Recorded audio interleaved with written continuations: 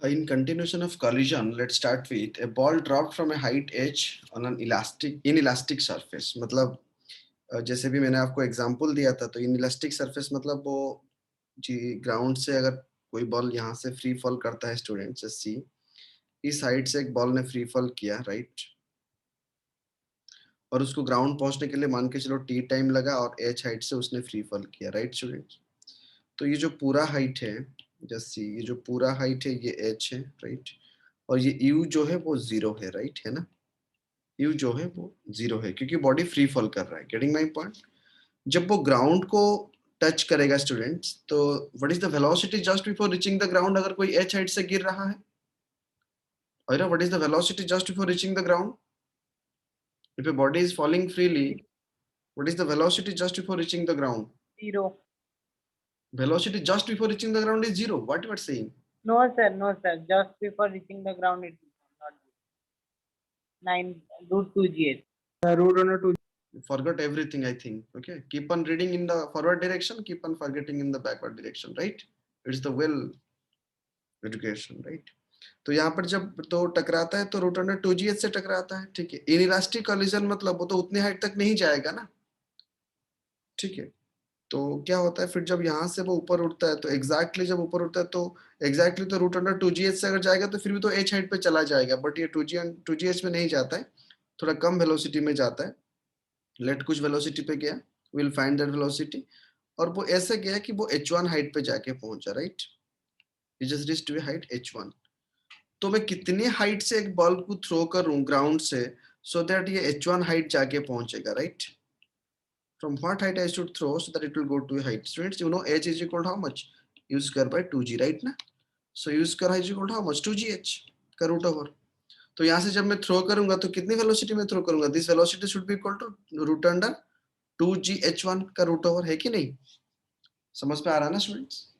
Yes. और case कितने height से बॉल फॉल किया? पहले केस में h हाइट से बॉल फॉल किया, राइट, और u जीरो था, तो ग्राउंड को जो टकराया वो वेलोसिटी रूट अंडर 2gh था, और फिर जब यहाँ से ऊपर उठा तो वो वेलोसिटी कितना था? रूट अंडर 2gh1, क्योंकि वो क्वेश्चन में दिया हुआ कि h1 हाइट तक जा रहा है। पहला वाला केस समझ पे आया कि नहीं? समझ पे आ रहा है students? A body falling freely from a height h strikes the floor and rebounds to a height h1, है ना। ये h हाइट से गिरता है फिर h1 हाइट तक रिबाउंड करता है। तो अगर मैं यहाँ पर कोएफिशिएंट ऑफ रेस्टिट्यूशन निकालूं, स्टूडेंट्स कोएफिशिएंट ऑफ रेस्टिट्यूशन में क्या फॉर्मूला मैंने बताया था? What is the formula for coefficient of restitution? Ayush, Manuswini Pura, what is the formula? E is equal to V2 Relative minus velocity of V1 separation after by collision divided by V1. relative velocity of approach before collision. Relative velocity of separation after collision, relative velocity of approach, मतलब velocity of separation by velocity of approach, है ना। velocity of separation minus velocity of approach. Sir, V2 minus V1 by U2 minus U1. तो velocity of separation मतलब यहाँ से जब वो टकराता है तो कितने, यहाँ पर एक velocity of approach u zero था, है ना। फिर जब ग्राउंड में सब ये हुआ तो कितना हुआ? 2gh हो गया ना, हुआ कि नहीं। और वेलोसिटी ऑफ सेपरेशन मतलब यहाँ से जब निकला तो वेलोसिटी कितना है? 2gh1, और यहाँ पर फाइनल वेलोसिटी कितना हो गया? जीरो हो गया ना स्टूडेंट। अगर मैं इस रेस्पेक्ट में देखूं तो ये हो गया मेरा how much this one, this is v, correct. अगर मैं वेलोसिटी ऑफ सेपरेशन की बात करूं स्टूडेंट्स, तो यहाँ पर आप देख सकते हो, तो एक तो वेलोसिटी जीरो हो जा रहा है और v1 जो है वो कितना है? 2gh1 है। तो हम क्या लिख सकते हैं? Can write root over of 2gh1, correct, that is velocity of separation. By velocity of approach कितना? u तो जीरो था और ये 2gh, तो रूट अंडर 2gh लिख सकते हैं कि नहीं? All agree? क्योंकि यहाँ पर तो एक जीरो हो रहा है और यहाँ पर फाइनल भी जीरो हो रहा है, तो velocity of separation by velocity of approach 2gh1 by h लिख सकते हैं कि नहीं students? Can you write? So अगर 2g कैंसिल कर देंगे तो कितना हो जाएगा स्टूडेंट्स? कोएफिशिएंट ऑफ रेस्टिट्यूशन कितना हो जाएगा? h1 बाय h हो जाएगा ना। गेटिंग माय पॉइंट और not? All getting? 2g cancel? Ayush, Manoshwani, पूरा गेटिंग? तो हमें ये मिल गया कि E is equal to freely falling case में coefficient of restitution is equal to h1 by h2। अगर कहीं पे नहीं दिया हुआ है कोएफिशिएंट ऑफ रेस्टिट्यूशन तो हम h1 by h2 करके निकाल सकते हैं, राइट। और यहाँ पर अगर मैं स्क्वायर कर दूं तो स्क्वायर करने से कितना हो जाएगा? h1 by h हो जाएगा, राइट, है ना, है कि नहीं। और अगर मैं h1 निकाल लूं तो h1 will be how much? Square into h हो जाएगा, करेक्ट। अगर एक बॉडी कुछ भी एक पर्टिकुलर हाइट से गिर रहा है और इनलास्टिक कोलिजन है और ये एच दिया होगा क्वेश्चन पे, ई भी दिया होगा क्वेश्चन पे, तो आप कितने हाइट तक जाएगा वो निकाल सकते हो ना? ये सर नो, इस तरह की क्वेश्चन भी बन सकता है कि नहीं? Yes, sir. अच्छा, तो इसको अगर हम मतलब फर्स्ट कॉलिजन, सेकंड कॉलिजन, मतलब ये जो आया, ये जो रिबाउंड हुआ, पहला रिबाउंड, फिर दूसरी बार आके दूसरी बार रिबाउंड हो सकता है, फिर तीसरी बार रिबाउंड हो सकता है। मतलब अगर मैं इस तरह के रिबाउंड्स बनाऊं और सारे के रिलेशन बनाऊं, एक मतलब यहाँ से बॉडी ने फ्री फॉल किया u इज इक्वल टू 0 से, राइट? उसने h हाइट से फ्री फॉल किया और उसको t टाइम लगा पूरा आने के लिए, फिर रिबाउंड करने करने के बाद फिर इस हाइट तक वो चला गया, right? And let that height is h1, और उसको यहाँ तक जाने के लिए t1 टाइम लगा। फिर उसने रिबाउंड किया, फिर इस साइड तक गया और ये जो हाइट है उसको s2 लगा और that time is t2 late. फिर उसने रिबाउंड करके फिर इस तरह रिबाउंड करते करते वो गया और हाइट घटते घटते गया, क्योंकि इनइलास्टिक कंडीशन है, हर बार में वो कुछ कुछ वेलोसिटी ऑफ सेपरेशन और वेलोसिटी ऑफ अप्रोच कुछ चेंज हो रहा है और वो घटते जा रहा है। अंडरस्टैंडिंग द कॉन्सेप्ट ना, क्या हो रहा है एक्चुअली? तो इस तरह से अगर मैं सारे को कंपेयर करूं, तो अगर मैं आफ्टर nth रिबाउंड की बात करूं, राइट, आफ्टर nth रिबाउंड लिखो, after nth rebound, hn is equal to how much? E to the power 2n into h, right? hn is equal to e to the power 2n into h. Getting or not, students? Getting everyone? अब ये एक generalise formula मैंने बताया, वो पूछा होगा third rebound के बाद कितने हाइट जाएगा अगर कोएफिशिएंट ऑफ रेस्टिट्यूशन इतना है, तो आप निकाल सकते हो ना वहां पर एक एक करके, पहला दूसरा तीसरा, हर सेकंड पे आपको नहीं निकालना है हर एक एक रिबाउंड में कितना वेलोसिटी, कितना हाइट डिक्रीज कर रहा है, वो निकालना नहीं है, डायरेक्टली इस फॉर्मूला से हम रिलेट कर सकते हैं। अंडरस्टूड ऑल कि नॉट? है कि नहीं students? Yes, sir. Yes, sir. और मान के चलो स्टूडेंट, ये जो फ्रीली बॉलिंग बॉडी है ना, वो ग्राउंड को v वेलोसिटी में स्ट्राइक करता है। मान को ये जो हमने निकाला था ना, let it is striking at a velocity v, और जो ऊपर जा रहा है यहाँ से v1 वेलोसिटी में जा रहा है, तो वेलोसिटी ऑफ अप्रोच जो है वो v माइनस जीरो v है, करेक्ट? और वेलोसिटी ऑफ सेपरेशन जो क्या है, v1 माइनस जीरो है। गेटिंग ना? यहाँ पर भी v0 बन जा रहा है ना, समझ पे आ रहा है कि नहीं? तो अगर मैं दूसरा पॉइंट पे लिखूं, अगर इस पॉइंट के साथ जोड़ के मैं दूसरा एक एक्सप्रेशन लिखूं, right, when A freely falling body, when a freely falling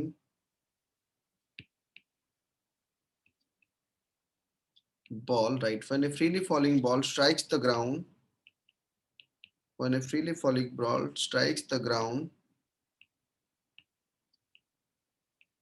with a velocity v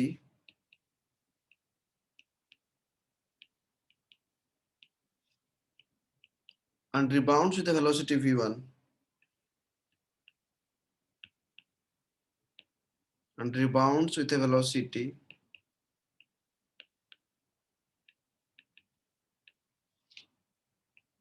v1, then E is equal to how much? v1 by v. E is equal to v1 by v, है ना? ये sir no, यहाँ पर हमने निकाले थे ना, v लिखे थे कि नहीं यहाँ पर? That is 2gh1 by 2gh, वही तो v है ना, है कि नहीं? अगर उसने हाइट ना देके वेलोसिटी दिया होगा तो हम रिलेट कर सकते हैं ना? गेटिंग ना स्टूडेंट्स? और अगर उसने वेलोसिटी पूछा है आफ्टर nth रिबाउंड, अगर कोएफिशिएंट ऑफ रेस्टिट्यूशन देके उसने ये पूछा है after nth rebound,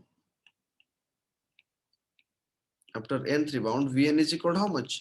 e to the power n into v, वही तो हमने अभी निकाले थे ना हमने अभी। Getting and not? तो ये रूट अंडर 2gs था, इसलिए 2n हो जा रहा था। आप यहाँ पर देख सकते हो वेलोसिटी जो है वो इस रिलेशन के हिसाब से वेरी करना होगा।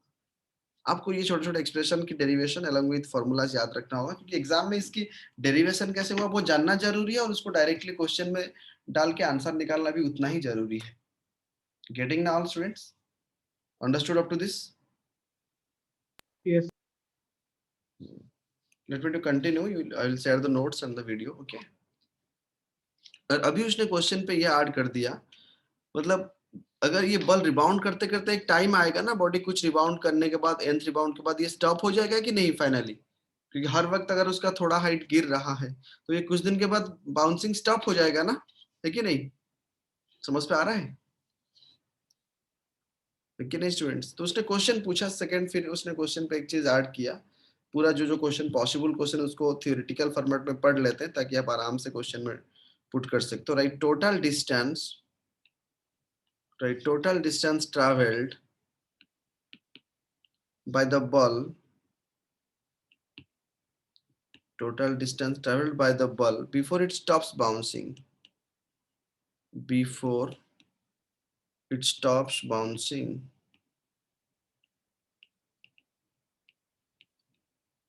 total distance traveled by the ball before it stops bouncing।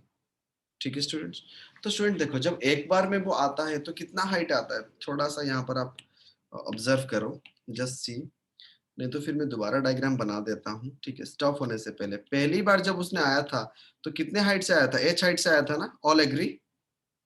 फिर जब उसने यहां से उठा फिर कितना हाइट उठा स्टूडेंट्स? h1 हाइट ना, मतलब पहले फ्री फॉल किया, फिर दोबारा दूसरी बार h1 हाइट जाएगा, फिर h1 हाइट आएगा ना, है कि नहीं? है कि नहीं स्टूडेंट्स? तो टोटल डिस्टेंस स्टॉप होने से पहले कितना होगा? h प्लस 2h1 होगा ना। फिर यहां से फिर कितना हाइट जाएगा स्टूडेंट्स एक बार आने के बाद? h2 हाइट ना, मतलब फिर प्लस 2h2 हो जाएगा कि नहीं? जाएगा, फिर आएगा, फिर आने के बाद फिर h3 हाइट जा रहा है, राइट, फिर 2h3 हो जाएगा, यस सर नो? तो इस तरह कुछ डिस्टेंस मूव करने के बाद फाइनली वो रेस्ट पे आ जाएगा, yes sir no? Getting my point ना स्टूडेंट्स? Yes, sir. तो अगर मैं d निकालूं तो h इज इक्वल टू, अगर मैं कोएफिशिएंट ऑफ रेस्टिट्यूशन की टर्म्स में लिखूं, मैंने h का क्या फॉर्मूला निकाला था यहाँ पर फास्ट रिबाउंड के लिए? n इज इक्वल टू 1, तो h1 इज इक्वल टू क्या हो जाएगा? e स्क्वायर इंटू h हो जाएगा, यस सर नो? Yes, सो 2 की जगह में 2 रखे और e स्क्वायर इंटू h लिख दिए, प्लस 2 की जगह में e to the power 4 into h लिख दिए, राइट, प्लस 2 की जगह में e to the power 6 into h लिख दिए, है ना? अंडरस्टूड और not? So that is equal to h plus 2 square h whole into 1 plus square plus e to the power 4 plus dot dot dot. Getting ना students? So d is equal to how much finally? h whole into 1 plus e square by 1 minus e square.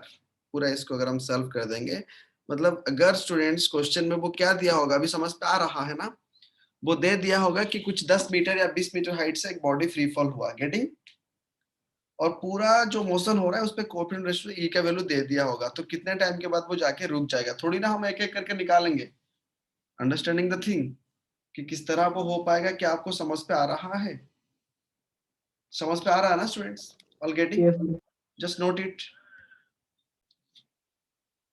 सी, ये हो गया total distance travelled by the ball before it stops. अगर मैं total time by the taken by the ball पूछूं, मतलब यहाँ से t time से निकला था, यहाँ पर कितना t1 टाइम, यहाँ पर कितना लिए थे t2 टाइम, यहाँ पर कितना टाइम t3 टाइम, जो आया है पहली बार वो टाइम t है, बट जब गया है दूसरा t1 जाएगा, फिर t1 आएगा ना, 2t1 लिखेंगे ना, फिर तीसरे में जो जाएगा t2 जाएगा, फिर t2 आएगा, 2t2 लिखेंगे ना, फिर थर्ड में t3 जाएगा, t3 आएगा, 2t3 लिखेंगे ना, ये सब no?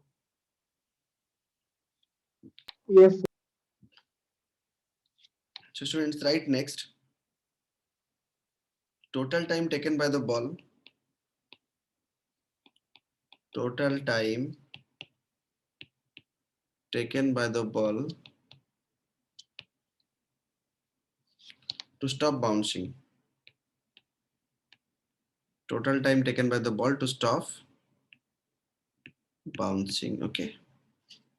So that is total time t is equal to how much? T plus 2t1 plus 2t2 plus 2t3. And you know, student, height का क्या formula है? h is equal to half gt square ना students? तो t is Yes, equal to how much? 2h by g, correct ना?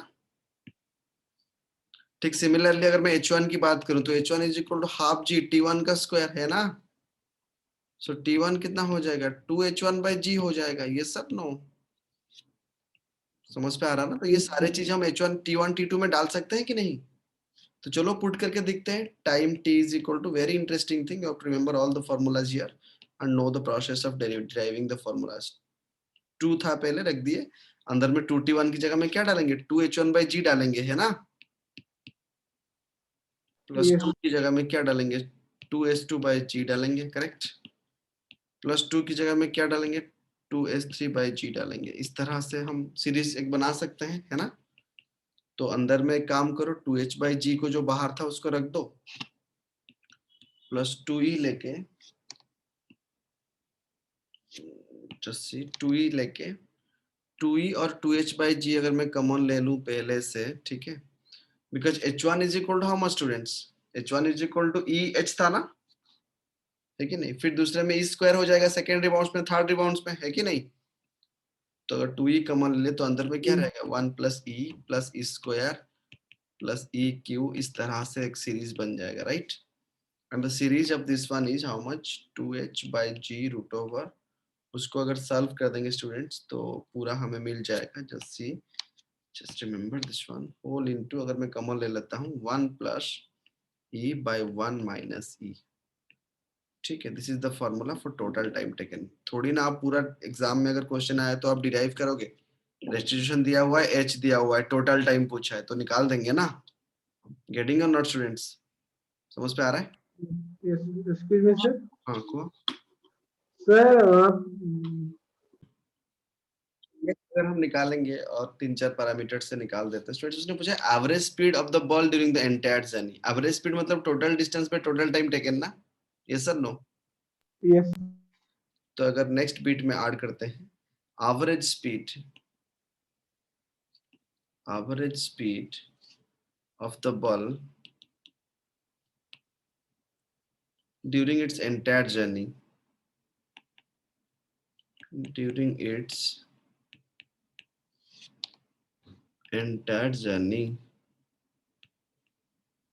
is given by, correct, that is equal to total distance traveled by total time taken, correct, total distance traveled by total time taken, है ना, total distance traveled by total time taken। total distance traveled हमने निकाल दिया ना students, that is h whole into 1 plus e square by 1 minus e square, correct, divided by 2h/g root over, correct, 1 plus e by 1 minus e, है ना। So that is equal to how much, gh/2 whole into 1 plus e square by 1 plus e square। पूरा solve करने के बाद आपको ये मिल जाएगा v average. मैं डायरेक्ट फॉर्मूला याद रखने को बार बार बता रहा हूँ क्योंकि हमें क्वेश्चन पे टाइम भी बचाना है। We will not waste the time in deriving the formula for all the things that I am deriving. We'll remember the formula, directly उसको लेके एग्जाम में पुट करेंगे, क्योंकि एक क्वेश्चन से अगर टाइम बचाएंगे उसको कुछ नया टाइप की क्वेश्चन जो एग्जाम में हम फेस करेंगे उस पर यूज कर सकते हैं, right. This is the way. चलो ये हो गया एवरेज स्पीड के बारे में। फिर अगर मैं एवरेज वेलोसिटी के बारे में बात करता हूँ स्टूडेंट्स, एवरेज वेलोसिटी मतलब total displacement by total time taken, yes और नो। अगर हम एवरेज वेलोसिटी की बात करते हैं, पूरा गेटिंग ना everything, that is net displacement divided by total time taken,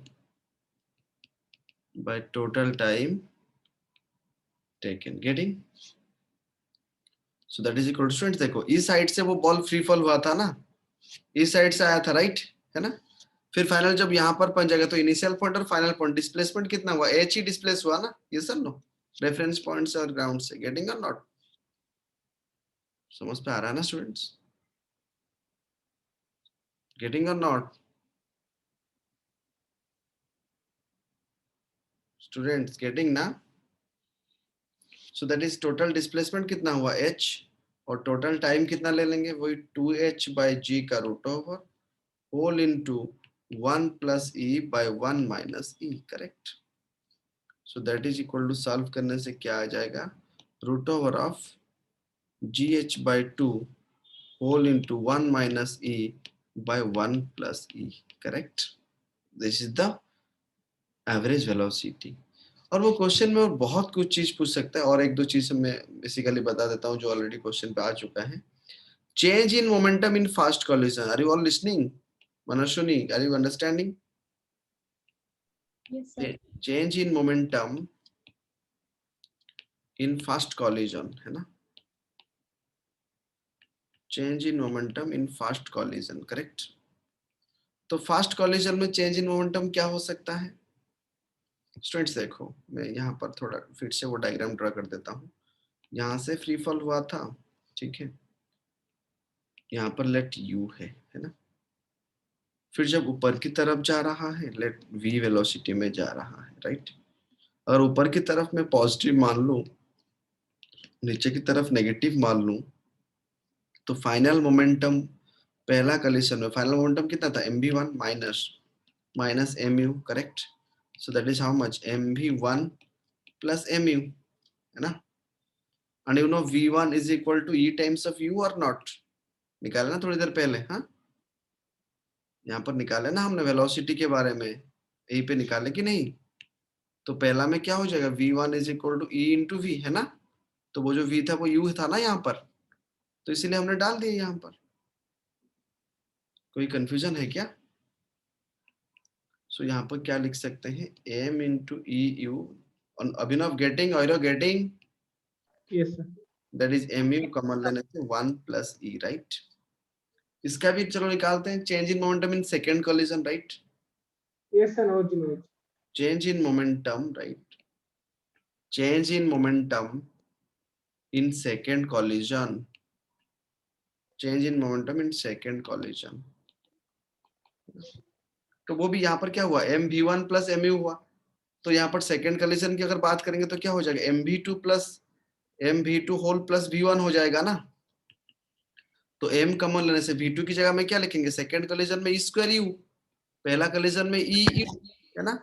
तो अगर e m e u common ले लूं, सो दैट इज 1 प्लस e आ गया। गेटिंग और नॉट? ये सेकेंड कॉलिजन में मोमेंट चेंज इन मोमेंटम आया, ये फर्स्ट कॉलिजन में चेंज इन मोमेंटम आया। तो अगर total change in momentum before it stops पूछा है उसने क्वेश्चन पे, उसने टेक्निकली क्वेश्चन में पूछ लिया total change in momentum, right, total change in momentum before it stops,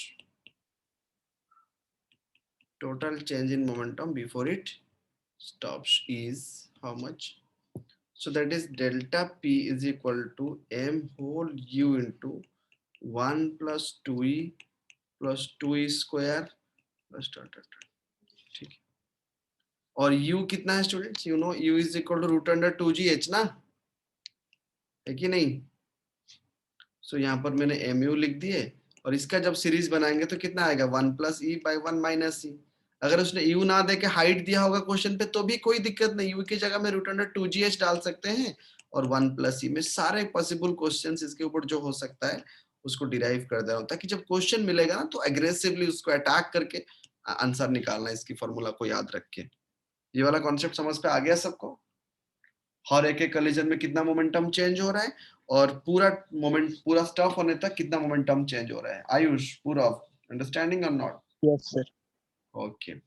सो चलो इस पे क्या distance travelled before second impact पूछ सकता है, मतलब सेकेंड टाइम टकराने से पहले कितना डिस्टेंस गया है, थर्ड टाइम टकराने से पहले कितना गया है, time taken for second impact कितना लिया है। तो मतलब पार्ट पार्ट करके भी क्वेश्चन को पूछ सकता है, राइट। हमने टोटल डिस्टेंस हमने निकाल दिया, राइट, है ना। टोटल डिस्प्लेसमेंट भी हमने निकालना सीख लिया, टोटल टाइम t1 t2 भी निकालती है। बट अगर वो क्वेश्चन को थोड़ा मतलब क्या ना, इस तरह से उसने अगर पूछा क्वेश्चन पे, just you see distance travelled before second impact, right, distance travelled, इस तरह क्वेश्चन पूछा है कि distance travelled before second impact, distance travelled before second impact. So second मतलब पहले बार तो आया उसने यहाँ पर ग्राउंड को टकराया, फिर ऊपर गया, फिर नीचे आया, एच से गिरा था, h1 हाइट से, फिर ये जब सेकेंड टाइम टकराएगा तो तब तक कितना डिस्टेंस उसने कवर कर दिया होगा? That is h1 plus 2h, h plus 2h1 ना। Yes, sir. So that is h whole into 1 plus 2e square, है कि नहीं? क्योंकि h1 is equal to h है, और h1 की जगह में क्या लिख सकते हैं? 2h स्क्वायर लिख सकते हैं ना, है कि नहीं? गेटिंग ना? Yes, sir. Next distance travelled before third impact उसने पूछ लिया। फिर डिस्टेंस ट्रैवल्ड, जो भी पूछा होगा क्वेश्चन पे, distance travelled before third impact उसने पूछ लिया। तो सेकेंड इम्पैक्ट में कितना आया था h + 2h1, थर्ड में कितना आएगा, थर्ड में d3 इज इक्वल टू, मान के चलो ये सेकेंड इम्पैक्ट d2 लिख लो d3, सो h सेकेंड इम्पैक्ट में 2h1, फिर थर्ड में कितना 2h2 है ना। सो अगर h कॉमन ले लेंगे तो कितना हो जाएगा 1 + 2e² + 2e⁴, राइट। सो टाइम टेकन, ये हो गया मेरा डिस्टेंस के बारे में। ये वाला फॉर्मूला आप डिस्टेंस के लिए याद रख सकते हो, सेकेंड इम्पैक्ट और थर्ड इम्पैक्ट, मतलब पार्ट पार्ट करके वो क्वेश्चन में भी पूछ सकता है ना। और टाइम भी पूछ सकता है, time taken for second impact, time taken for third impact, अगर पार्ट पार्ट करके क्वेश्चन वहां इसको वहां पर बताना चाहिए था, फिर लगा कि यार नहीं बताया, बता देता हूँ। Time taken for second impact, time taken for second impact मतलब दूसरी कलिजन होने के लिए कितना टाइम, पहले में टी टाइम से आया था, फिर दूसरे में जाएगा और आएगा 2t1 लेंगे कि नहीं, वहां पर ले रहे थे कि नहीं 2t1, 2h/g का √1 + 2e, करेक्ट है कि नहीं। Then time taken for third impact, time taken for third impact, okay. तो मतलब t3 is equal to how much, t + 2t1 + 2t2, that is 2h/g का √whole into 1 + 2e + 2e²। समझ पे आ रहा है स्टूडेंट्स, पूरा चीज समझ पे आया, ऑल अंडरस्टूड। जस्ट ये सारे चीज और एक बार थोड़ा आप रिवाइज करो, फिर हम नेक्स्ट क्लास में कोलिजन इन 2 डायमेंशन पढ़ेंगे और कोलिजन को खत्म करेंगे। खत्म करके हम बहुत जल्दी सेंटर ऑफ मास स्टार्ट करेंगे, ठीक है।